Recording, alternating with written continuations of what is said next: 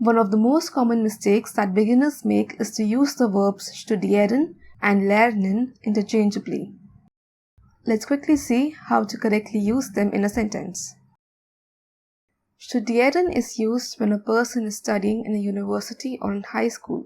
Zum Beispiel: Marc studiert Jura in Berlin. You can also use studieren when a person analyzes or reads something intensively. Zum Beispiel: Die Reisenden studieren den Fahrplan.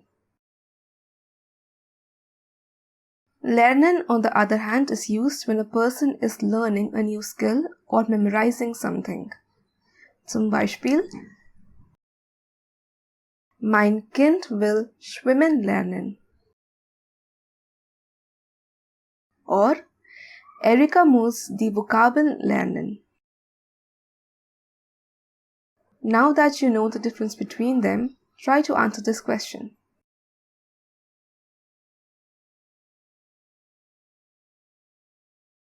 Richtig. Anja studiert Medizin an einer Universität in Hamburg. Gut gemacht.